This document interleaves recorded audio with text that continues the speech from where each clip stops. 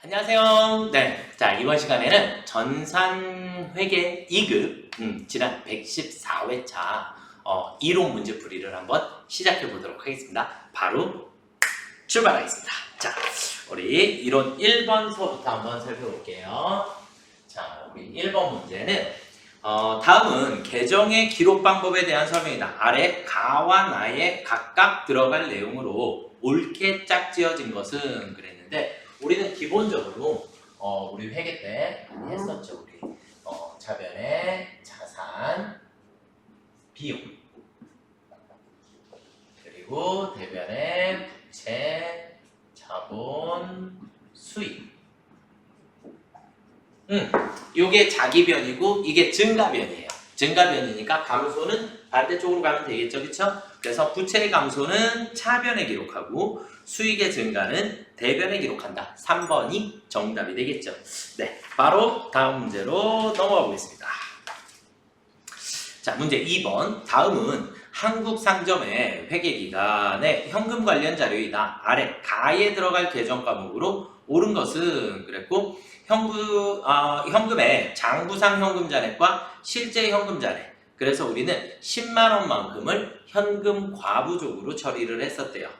그리고 그 중에 7만 원은 이자 수익이었고, 나머지 3만 원은 원인이 밝혀지지 않았다라고 돼 있어요. 그쵸? 자, 그러면 우리가 두 번째 문제에, 이번 문제에 현금 과부족이다라고 하는 게 생겼는데,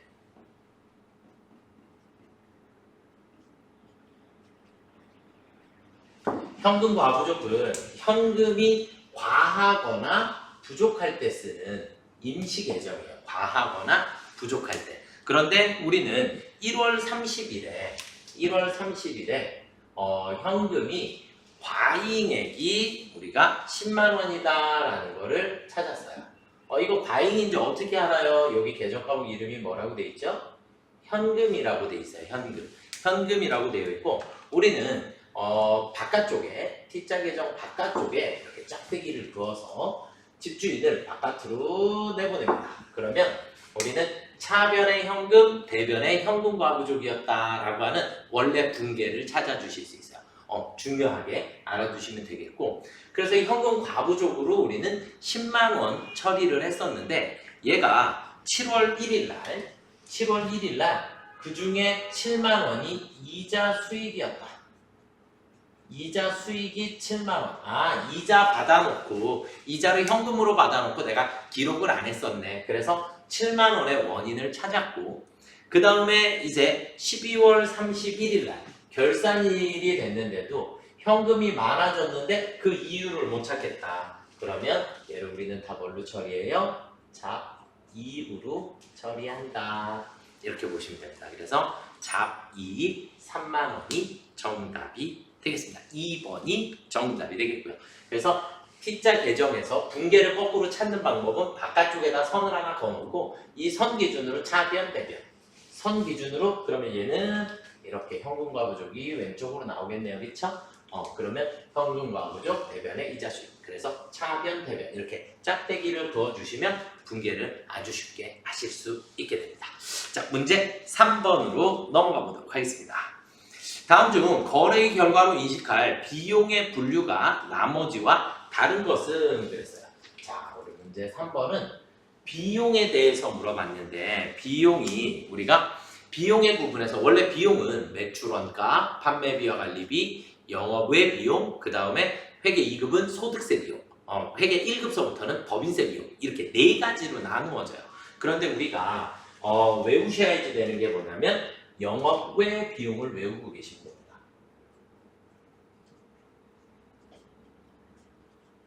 영업외 비용에 해당하는 것은 이자 비용, 그리고 기부금, 그리고 무슨 손실, 그리고 기타의 대손상환.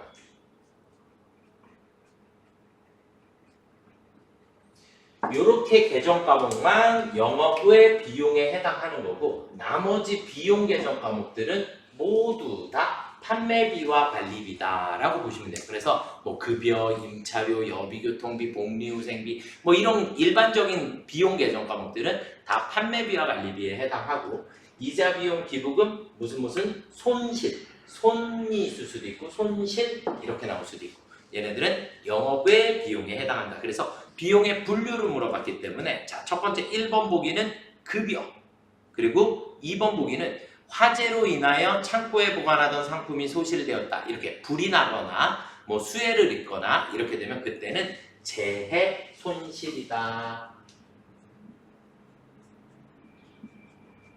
라고 하는 재해 손실 대조 과목을 쓰게 돼요.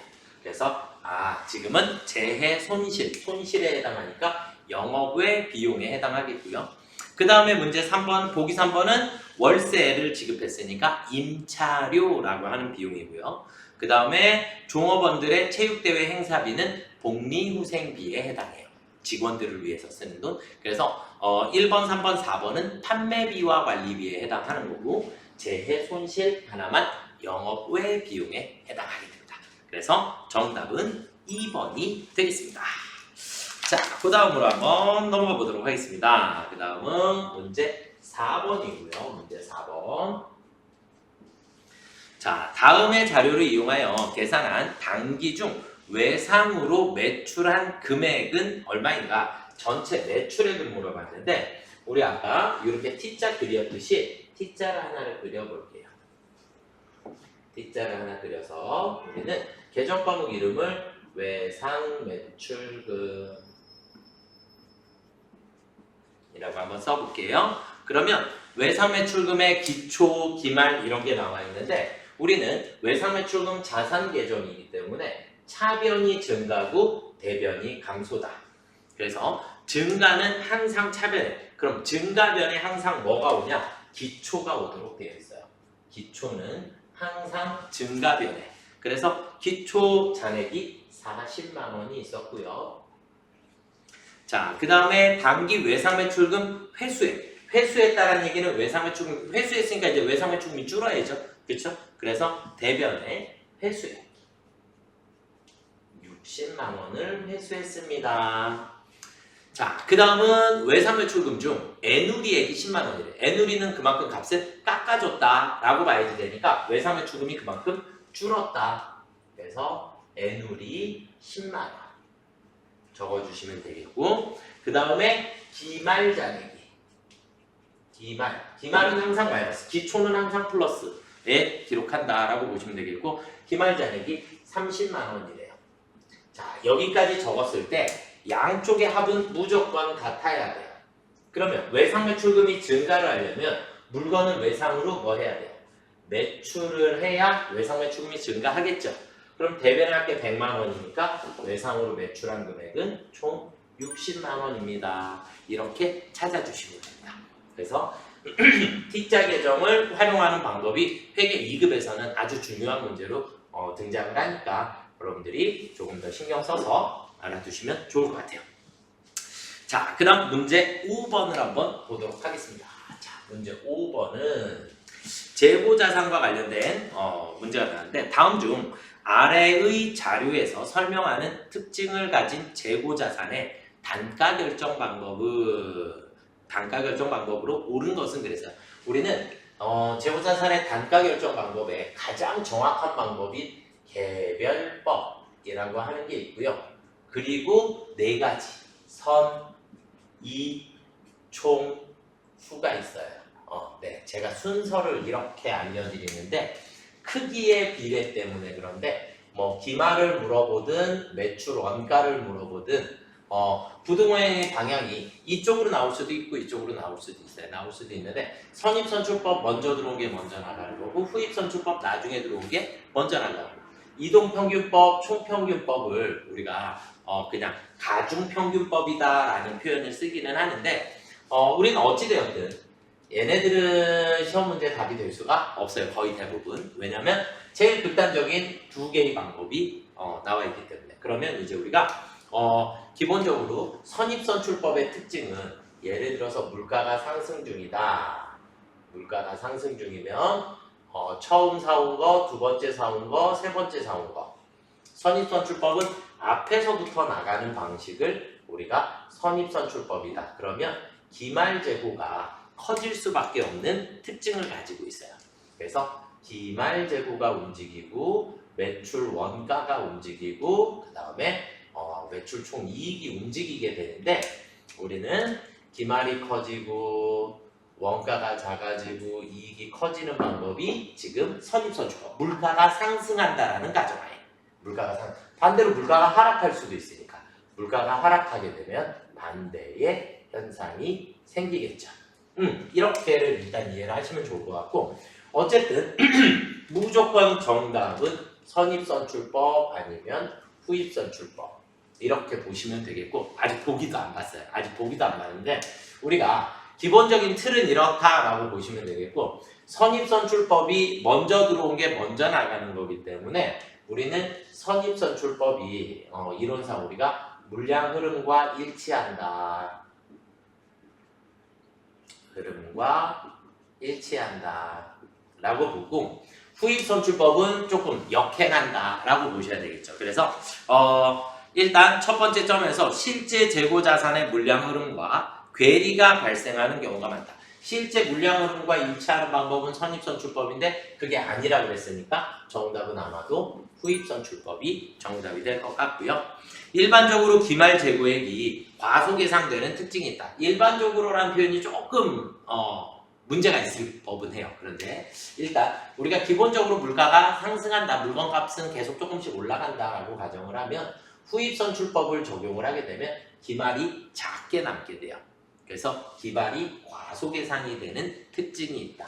여기서 뒤에 거부터 나가니까 얘가 기말로 남게 되다 보니까 우리는 기말 재고액이 작아지는 특징이 있다. 그래서 정답은 후입선출법 4번이 정답이 되겠습니다. 아시겠죠? 그리고 재고자산 단어는 저희 영상에 있으니까 다시 한번 꼭 확인해 주시면 좋을 것 같아요. 아시겠죠? 전산회계 2급 전체 풀강의 다 무료로 보실 수 있으니까 강의 확인을 부탁드리도록 하겠습니다. 자, 문제 6번으로 넘어가서 보실게요. 문제 6번. 문제 6번은 다음은 한국제조가 당기 중 처분한 기계장치 관련 자료이다. 기계장치의 취득가액은 얼마인가 이렇게 돼 있는데 이 기계장치 유형자산의 처분은 분계가 정해져 있어요. 분계가 정해져 있어서 우리는 기계장치를 처분했다. 그럼 기계장치가 나가겠죠. 기계장치 무조건 취득 원가로 나가게 됩니다. 무조건 무슨 원가로? 취득 원가로 나가도록 되어 있고 기계장치가 나가면 반드시 차변에 감가상각 누계이 소멸해야 하고요. 감가상각 누계액. 자, 문제상에서 수치가 주어져 있죠. 그래서 감가상각 누계액은 500만 원입니다. 이렇게 되어 있고 자, 그 다음에 우리는 처분가액만큼 돈을 받아야 해요. 돈을 받아야 해요. 처분가액 얼마만큼? 1,200만 원만큼. 이렇게 되고 그 다음에 처분이익이 생겼대요. 유형자산의 처분이익. 그러면 우리는 항상 남는 돈이 생기면 대변이고 금액이 모자라서 손실이 생기면 차변이에요. 손실은 차변이고 이익은 대변이고 그래서 처분이익이 지금 얼마가 생겼냐? 700만 원이 생겼대요. 그러면 기계장치의 취득원가는 양쪽의 합이 같아야 하기 때문에 1,000만 원의 취득원가를 계산하실 수 있겠죠. 이렇게 해서 처분 분계는 이렇게 아예 분계가 정해져 있다. 이렇게 보셔도 됩니다. 그래서 정답은 4번 1,000만 원이 정답이 되겠습니다. 자, 그 다음은요. 문제 7번 다음의 자료를 참고하여 기말 자본을 구하시오 이렇게 되어 있는데 자, 문제 7번 기말의 자본은 기초 자본에 플러스 순이익 혹은 마이너스 순손실이 되겠죠. 순손실.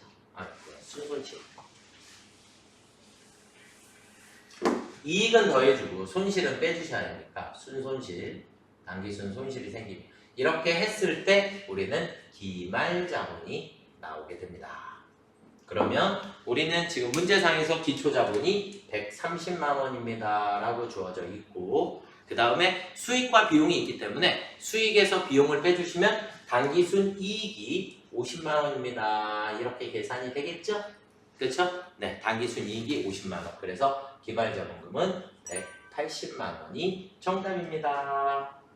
이해가 되시나요? 네, 이렇게 처리해 주시면 되겠고, 자, 그 다음 문제 8번을 한번 보도록 하겠습니다. 문제 8번. 문제 8번은 손익의 이연과 예상이다 라고 하는 개념이고, 우리는 이렇게 외웠어요. 선급, 어이구, 너무 빗떨어졌다.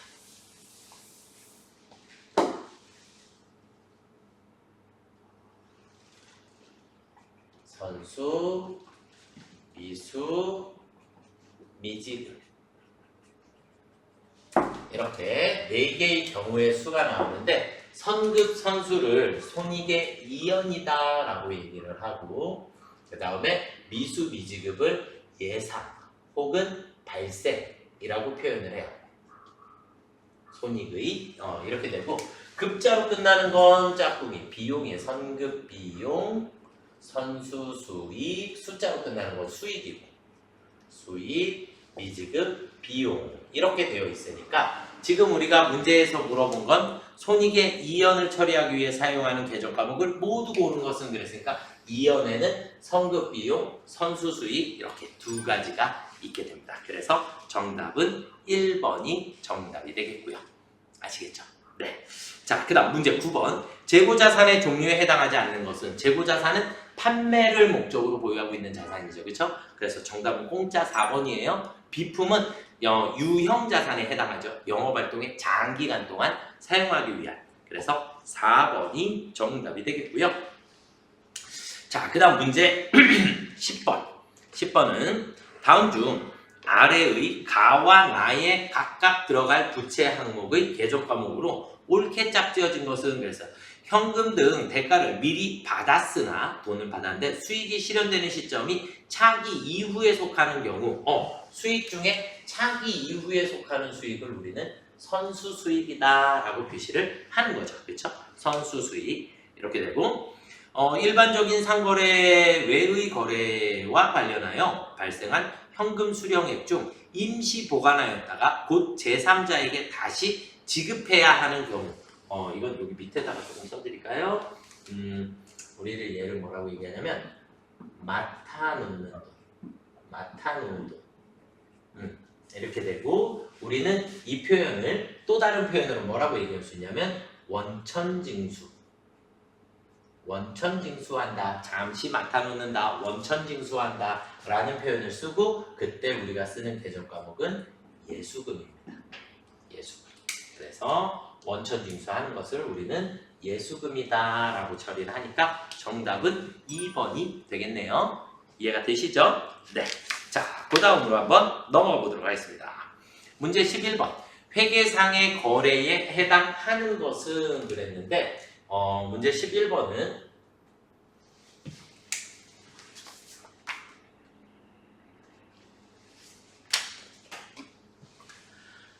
우리가 거래에 해당하지 않는 것 몇 가지를 암기하시면 됩니다. 그래서 상품을 주문하거나 약속하거나 뭐 계약하거나 직원을 채용하거나 담보를 제공하거나 뭐 이런 것들을 우리는 회계상에서 거래가 아니다라고 보는 거예요. 그래서 1번 직원의 채용 안 되고요. 2번 인상하기로 협의했다. 협의, 약속한 거니까 이것도 안 되고요. 3번은 주문한 고객으로부터 제품 50개 추가 주문을 받았다. 주문받은 거 거래 아니라 그랬고요. 그래서 정답은 4번. 사업자금으로 차입한 대출금에 대한 1개월분 대출 이자가 발생했으니까 우리는 이자를 지급해야 한다. 그래서 발생주의에 따라서 우리는 4번, 우리는 이자 비용이 생겨야 하는 거래입니다. 그래서 정답은 4번이 되겠고요. 자, 그 다음은 다음 중 아래의 회계 처리에 대한 설명으로 가장 적절한 것은, 그랬는데 12번은 우리가 차변의 현금, 대변의 외상 매출금 이렇게 됐어요.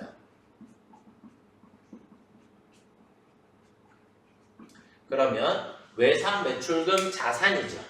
그쵸? 그러면 쉽게 얘기해서 자산이 어떻게 되었다? 자산이 감소하였다. 현금이라는 자산은 증가하였다. 이렇게 개념이기 때문에 외상 매출금이 감소해서 현금으로 회수하였습니다. 이렇게 보시면 되겠죠. 그쵸? 그래서 외상 대금을 회수했다라는 의미는 3번 보기에 보시면 지난달에 판매한 상품에 대한 대금 10,000원을 수령하였다. 이렇게 보시면 되겠죠. 그렇죠? 그래서 10,000원을 수령했을 때 우리는 현금으로 받았습니다. 이렇게 보시면 되겠고 1번 보기가 답이 되려면 1번 보기는 판매했으니까 대변이 뭐여야 돼요? 상품 매출이어야겠죠. 그렇죠? 외상 대금이 아니라 이렇게 보시면 될 것 같고 자, 그 다음 13번으로 넘어가서 보시겠습니다. 13번 문제는 우리 재무제표의 종류를 물어봤어요. 그렇죠? 재무제표의 종류에는 우리 뭐뭐 있었죠?